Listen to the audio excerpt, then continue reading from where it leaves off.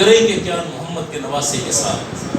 اور رب کا حکم آیا قل لا اسألکم علیہ اجرا الا المودۃ فی القربی، اے محبوب آپ انہیں بتا دیجئے کہ تم رذالت اور جہالت کے گڑھوں میں تھے، تمہیں علم کے میناروں پر میں نے بٹھایا، تم باطل کے طوفانوں میں گھرے ہوئے تھے، تمہیں حق شناس بنا دیا، اور اس کے جواب میں بدلہ صرف یہ ہے کہ تم میرے اہل بیت کے ساتھ، میرے قربا کے ساتھ مودت کرنا۔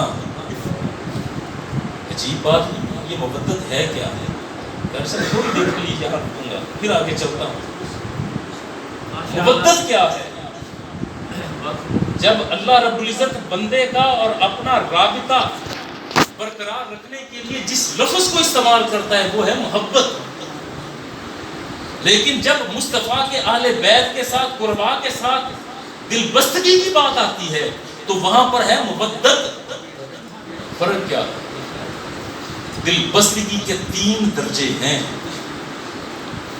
پہلا ہے مروت، دوسرا محبت، اور تیسرا ہے مودت۔ مروت یہ ہے کہ جس کی طرف دل مائل ہو وہ کبھی نگاہوں کے سامنے آ جائے تو دل کی دھڑکن تیز ہو جائے، آنکھوں کی چمک بڑھ جائے، دل اس طرف مائل ہو جائے، اور وہ جب نگاہوں سے اوجھل ہو تو یاد بھی نہ آئے۔ یہ ہے پہلا درجہ مروت۔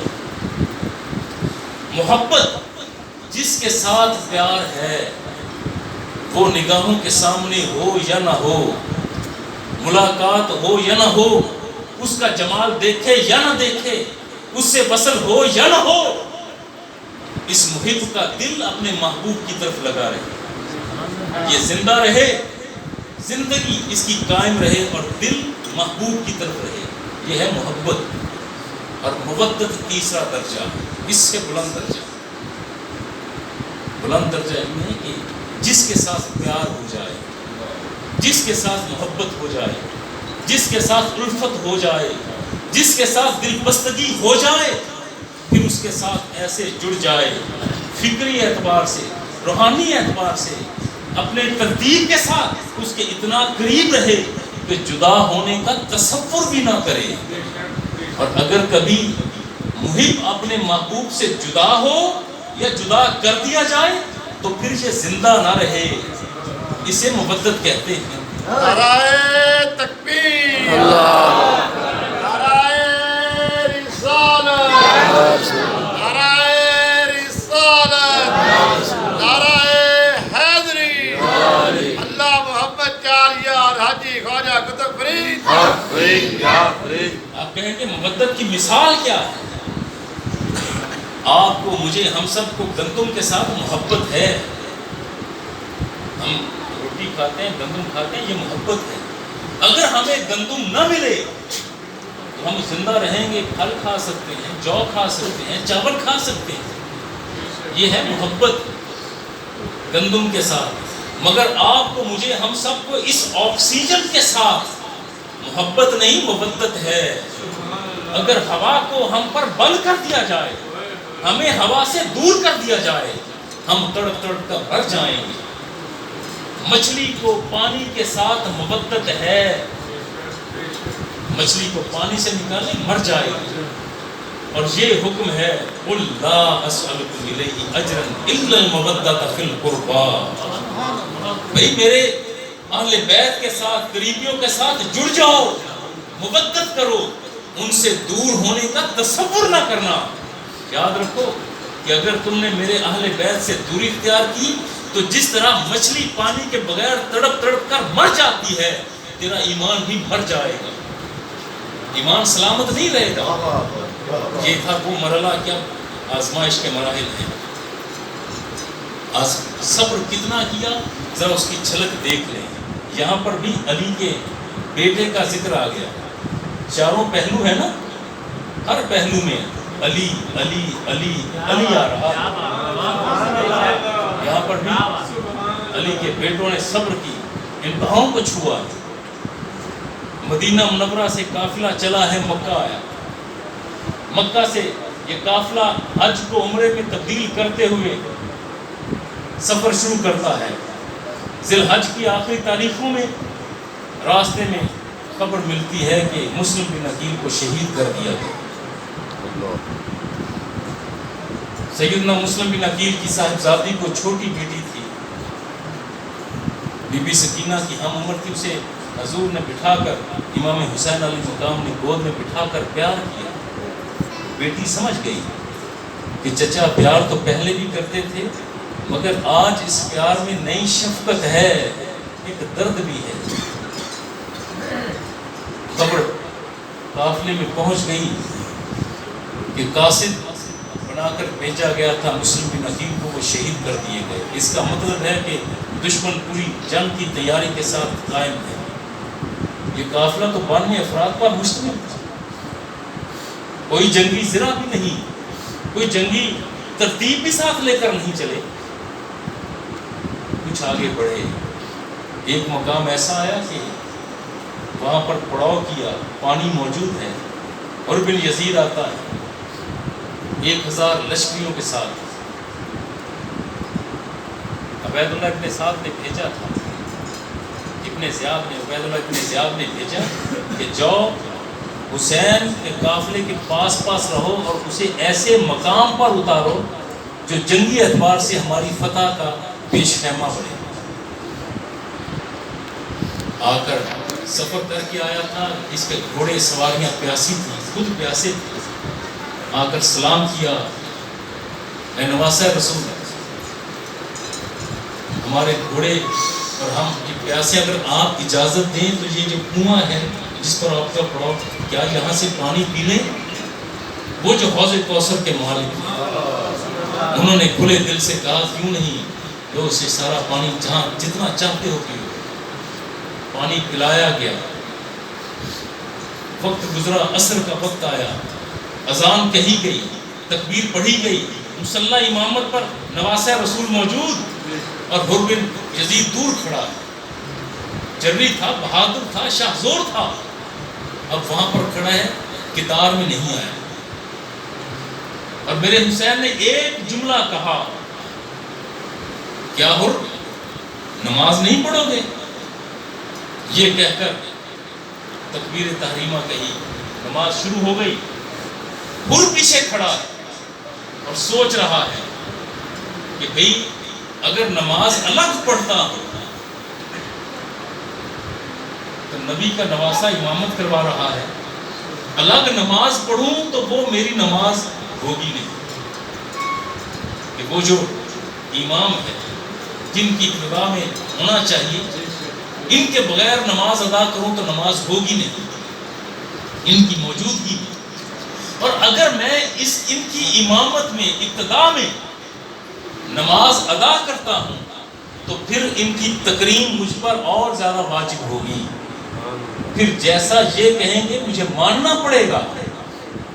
یہ ایک اسلوب تھا، اور ہمارا المیہ کیا ہے، بات کر لوں کہ جس امام کے پیچھے ہم نمازیں ادا کرتے ہیں اسی امام کو ہم رگڑ کے رکھ دیتے ہیں، اسی کے خلاف بات کر لیتے ہیں، اسی کی تقریب کا لحاظ نہیں رکھتے۔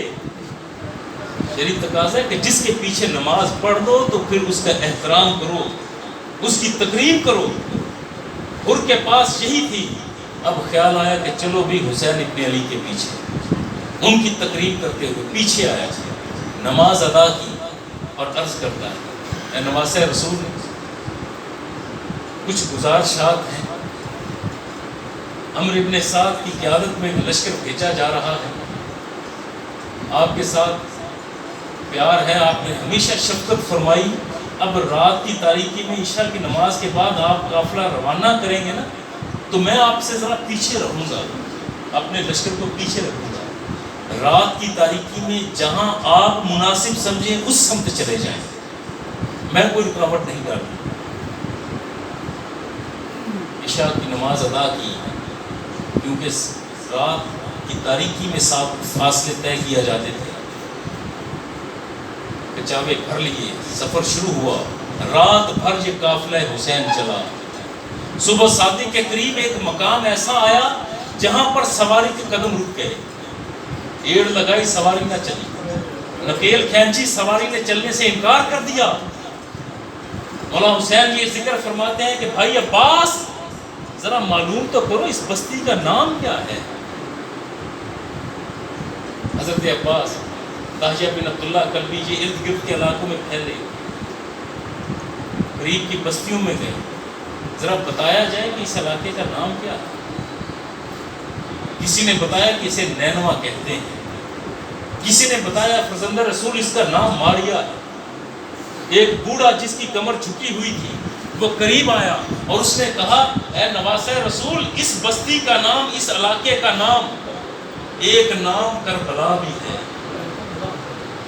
جب یہ سنا کہ یہ کربلا ہے تو حسین ابن علی نے فرمایا بھائی عباس یہاں پر کافر ہو، یہیں پر پڑاؤ کریں گے، خیمے لگاؤ. اور ساتھ ایک ہدایت دی کہ جب بنو ہاشم کے خیمے لگاؤ تو یہ سارے خیمے ایک دوسرے کے ساتھ جوڑ کر لگانا، ان میں فاصلہ نہ رکھنا، اور خیموں کے درمیان ایک ایک دروازے کا رستہ رکھنا تاکہ ایک خیمے سے دوسرے خیمے میں جایا جا سکے. عباس کہتے ہیں کہ بھائی جتنی مرتبہ پہلے پڑاؤ کیا یہ انداز نہیں تھا، مگر کربلا میں بنو ہاشم کے خیمے لگانے کی یہ ترتیب کیوں؟ فرمایا عباس مجھے یہاں پر خیال آتا ہے کہ حجاب کا اہتمام آخری لمحے تک ہونا چاہیے.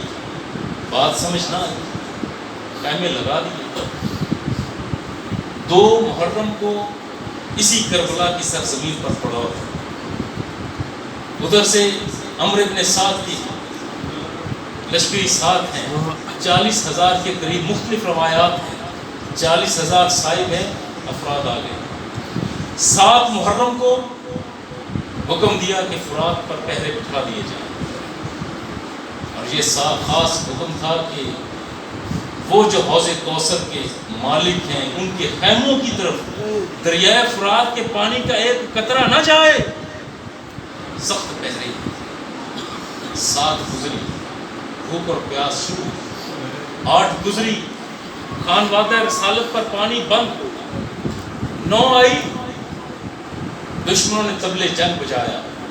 مولا حسین نے پیغام بھیجا کہ جنگ آج نہیں ہوگی، آج کی رات عبادت کی رات، کل جنگ کریں. وہ قافلے والے جن کے حلقوم خشک ہو چکے تھے انہیں نظر آتا ہے کہ سامنے دشمن کا لشکر جرار موجود ہے، ان کے حوصلے اور صبر کی داد دیں. کسی ایک مرحلے پر صبر کا دامن چھوڑا نہیں گیا. اور یہ جو رات ہے نا، کہ اگلا دن 10 تاریخ کا ہے، جو ہی سورج غروب ہوا، روایات تو مختلف آتی ہیں، چیدہ چند ایک آپ تک پہنچا دیتا ہوں. راویان کہتے ہیں کہ وہ رات ایک طرف ٹھٹھا اور مذاق چل رہا تھا اور آپس میں منصوبہ بندی ہو رہی تھی کہ بھئی عباس کی ڈھال بڑی مضبوط ہے، کل عباس کو قتل کر کے اس کی ڈھال پر قبضہ میں جماؤں. کوئی کہہ رہا تھا کہ حسین کا امامہ باندھتا ہے تو اس کے امامے پر قبضہ میرا ہوگا، تلوار میں لوں گا. فلاں کا گھوڑا بڑا قوت والا ہے، گھوڑے پر قبضہ میرا ہوگا. یہ رات منصوبے یہ بنا رہے. اور دوسری طرف راویان کہتے ہیں کہ جیسے شہد کی مکھیاں چھتے کے گرد بھنبھناتی ہیں اور ان کی بھنبھناہٹ کی آواز آتی ہے، قافلہ حسین کے ہر خیمے میں قرآن پڑھا جا رہا ہے، اور دھیمی آواز میں قرآن پڑھا جا رہا ہے اور وہ گونج پھیل رہی ہے قرآن پڑھنے کی. یہ رات اس انداز میں گزری. دوسرا دن ہوا، شہزادہ علی اکبر کی آواز میں اذان بلند ہوئی. مولا حسین کی امامت میں سب نے نماز ادا کی. اور پھر جب سورج نے انگڑائی لی، ظاہر ہوا، دھوپ اور تپش تیز ہوئی تو طبلِ جنگ دشمن کی طرف سے بجا دیا. اور بن یزید قافلہ یزید سے نکل کر حضرت امام حسین کے قدموں میں آتا ہے، آقا مجھ سے غلطی خدا را مجھے معاف کرے، مجھے اندازہ نہ تھا کہ یہ ان کے ارادے اتنے خطرناک ہیں، یہ تو آپ کے خون کے پیاسے ہو گئے. آپ سب سے پہلے جام شہادت نوش کروں گا تو میں کروں. اب آواز آتی ہے ٹھیک ہے حر جاؤ. حر اور اس کے بھائی میدان میں اترے, شہید کر دیے گئے. آواز آتی تھی او حسین آؤ اپنے ساتھیوں کے لاشیں اٹھا کر لے جاؤ. اب راوی یہاں پر ذکر کرتا ہے کہ حسین کے آنے کا انداز یہ ہوتا کہ اپنے گھوڑے کی پشت پر سینہ تان کر بیٹھتے, مقتل میں آتے, گھوڑے سے اترے بنا جھک کر لاشا اٹھا کر ایک ہاتھ سے گھوڑے پر رکھتے, گھوڑا گھماتے, اپنے خیموں کے پیچھے شہداء کو رکھتے جا رہے. یہاں پر داہیہ بن عبداللہ کلبی وہ شہید ہوتے, برادران مسلم بن عقیل شہید ہوئے, ان کے بیٹے شہید ہوئے. تمام رفقا جب شہادتیں ہو رہی ہیں, اور یہ کہنے دیجئے کہ اونو محمد کی عمر 7 اور 9 سال ہے, سیدہ زینب کبریٰ کے بیٹا, اور انہیں یہ بتایا گیا تھا کہ بیٹو میدان میں اترو تو یہ نہ کہنا کہ جعفر کے اور زینب کے بیٹے ہیں, کہنا حسین کے ہم خادم ہیں. سبحان اللہ. جو داد شجاعت جو جا رہا تھا, آواز آ رہی تھی, شہید ہوتے جا رہے, آواز پڑتی حسین لے جاؤ, اور ہر مرتبہ حسین سواری پر آتے لے کر جاتے.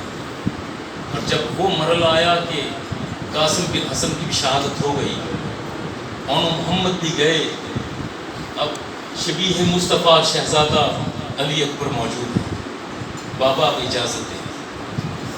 باپ سے اجازت لے کر نوجوان 17 یا 18 سال کی عمر میں میدان میں اترتا ہے, پوری ہاشمی تمکنت کے ساتھ, علوی جلالت کے ساتھ, حسینی شان کے ساتھ, حسنی وقار کے ساتھ. جا کر جنگ کا آغاز یہ ہے کہ علی اکبر کبھی میمنہ پر حملہ کرتے ہیں, کبھی میسرہ پر, کبھی قلب پر, کبھی ساکا پر. جس طرف جاتے ہیں صفیں اٹھا رہے ہیں, لوگ بھاگ رہے, گردنیں کٹ رہی ہیں. جب پہلے جنگ کے اس پہلے مرحلے میں دشمن کو یوں پیچھے دھکیل کر واپس خیموں کی طرف آئے, 3 دن کی پیاس بھی, بابا کے پاس آئے, بابا اگر چند بوند پانی کی ہوں تو آج انہیں بتا دیا جائے کہ جنگ ہوتی کیسے. فرمایا کہ بیٹا حوض کوثر, پورا حوض کوثر وہ تیرا منتظر ہے. میدان میں اترے, آواز آئی کہ بھئی اس کا مقابلہ تنہا نہ کرو, اکٹھے آؤ. تیروں کی برسات ہوئی, تیر ترازو ہوئے. میرا علی اکبر زمین پر آیا, بات یہاں تک ہوتی تو صدا لگاتے, مگر غصہ اور جلن ایسی تھی کہ کہنے لگے بھئی یہ حسین کا بیٹا ہے, اس نے بڑا نقصان کر دیا, ذرا اس کے لاشے پر گھوڑے تو دوڑا دو. اب کیفیت یہ ہے کہ وہ گھوڑے چنے گئے جن کے سم بھاری تھے, جن کے نال نئے لگے تھے, دوڑتے ہوئے آتے شبیہ مصطفیٰ شہزادہ علی اکبر کے لاشے پر دوڑتے.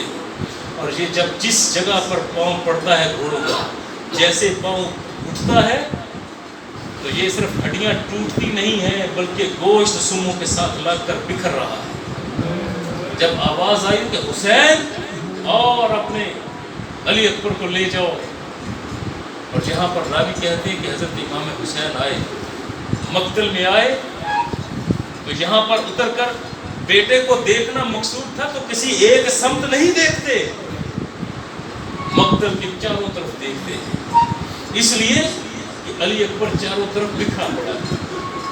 آپ نے اپنی چادر کو کربلا کی زمین پر بچھایا, جوان سال بیٹے کہیں سے بازو اٹھایا, کہیں سے ٹانگ اٹھائی, کہیں سے دبی ہوئی پسلیوں کا حصہ اٹھا کر اس چادر میں رکھا.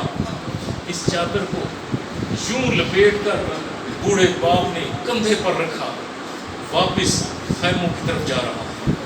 سارے شہید ہوئے, اب باری آتی ہے میرے حسین کی. شہادتیں ہو رہی ہیں، زبان پر کوئی شکوہ نہیں، بلکہ انداز یہ ہے کہ یا اللہ جیسے تو راضی تیرا حسین ویسے راضی۔ اولاد والے یہ درد جانتے ہیں کہ اولاد گر جائے، اسے اٹھنے پر صرف رگڑ آ جائے، باپ کا دل پھٹ جاتا ہے۔ اور وہ میرا حسین کیسے حوصلے والا ہے کہ پورے کا پورا قبیلہ سامنے جا رہا ہے، لیکن رضا ربی کے لیے اپنی جگہ پر موجود ہے۔ وہ مرحلہ کہ جب حسین جاتے ہیں دمگرد کے ساتھ، کہا کہ تمہارے سامنے ہم تم نے لوگوں فلاں بن فلاں، کیا یہ خط تو نے نہیں بھیجا تھا؟ پورا خیلہ اٹھایا، تمام حجت کی نام لے لے کر ذکر کرتے ہیں، تو نے یہ خط لکھے تھے، تمہارے بلانے پر آیا، تو نے ہمیں مدینہ سے بلا کر یہ کیا کہ میرے عباس کے بازو کاٹ دیے، میرے بچوں کے سینے پر گھوڑوں کے سم دوڑا دیے۔ اب جنگ کا مرحلہ ہے تو ٹھیک ہے، اب جنگ دیکھو، 3 دن کے پیاسے کی جنگ دیکھو، 3 دن سے بھوکے فرد کی جنگ دیکھو، نبی کے نواسے کی جنگ دیکھو، اب علی کے بیٹے کی جنگ دیکھو، اور حضرت امام حسین علیہ مقام وہ ترتیب جس طرف جاتے ہیں، حیدر کرار کا انداز اپناتے ہوئے صفیں پلٹتے جا رہے ہیں، لوگوں کی گردنیں کٹتی جا رہی ہیں، جس طرف جاتے ہیں الٹتے جا رہے ہیں لوگ۔ پھر آواز عمرو بن سعد کی آئی کہ یہ حسین ہے، حسن کا بھائی ہے، علی کا بیٹا ہے، اس کے سامنے 2-2 4-4 5-5 نہ جاؤ، اکٹھے حملہ کرو۔ جو دوڑ رہے تھے واپس پلٹے، تیروں کو شست پر باندھ کر سیدنا حسین ابن علی کی طرف پھینکا، ہزاروں تیر برستے ہیں، کچھ سواری کو لگے، کچھ سوار کو لگے، اور ایک تیر ایسا تھا کہ پیشانی پر آیا، آپ اپنی سواری سے نیچے زمین پر آئے، اور اتنے میں قد قتل الحسین، قد قتل الحسین کے غلغلے شروع ہو گئے۔ خیمے والوں کو بھی پتہ چل گیا کہ حسین زمین بوس ہوئے، زمین پر آ گئے۔ شمرلین نے جب خنجر نکال کر حلقوم پر رکھا تو میرے حسین نے فقط ایک بات کی، ذرا وقت تو بتا کون سا؟ ظہر کا وقت ہو چکا تھا۔ نواسہ رسول نے 7 سجدے میں رکھے، بڑے بڑے سجدے کیے ہوں گے، سب نے بڑے سجدے سمجھائے ہوں گے، مگر حقیقت ہے کہ یہ سجدہ جو کر کے دکھایا ہے سجدہ تو حسین ابن علی نے دکھایا، سر سجدے میں ہے۔ پھر اس حلقوم پر، جس حلقوم کو میرے مصطفیٰ چوما کرتے، مصطفیٰ جہاں پر بوسہ دیا کرتے، خنجر سے اس حلقوم کو کاٹ کر سر اقدس کو نیزے کی نوک پر چڑھایا، جو ہی سر حسین بلند کیا تو غلغلہ ہے۔ اب یہ ادھر سے نکلتے، حکم تھا کہ جتنے مقتول ہیں سب کے سب جمع کیے جائیں۔ خیموں کے پیچھے جا کر شہداء کے سروں کو تن سے جدا کرنے کے بعد 72 نیزوں پر یہ سر لٹکا دیے۔ عصر کے بعد عروہ ابن قیس راوی ہے، ذرا ضبط کیجئے گا کہ عروہ ابن قیس کہتا ہے کہ میں سفر کر رہا تھا، میں نے دھواں اٹھتے دیکھا،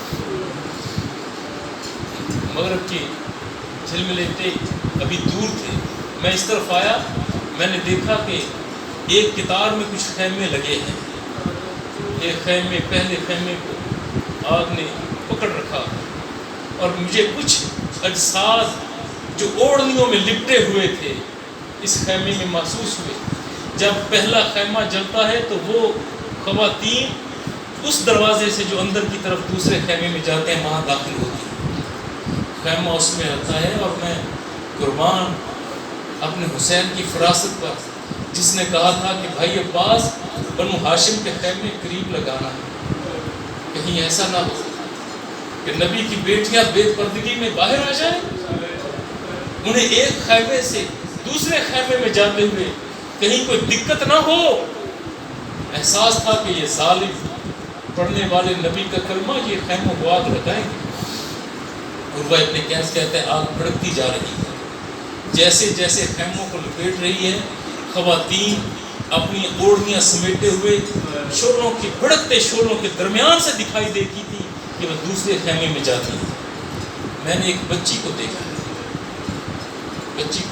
5-6 سال کی بچی، جس کے دامن میں آگ لگی، جس کے کان چرے ہوئے ہیں، خون ٹپک رہا ہے۔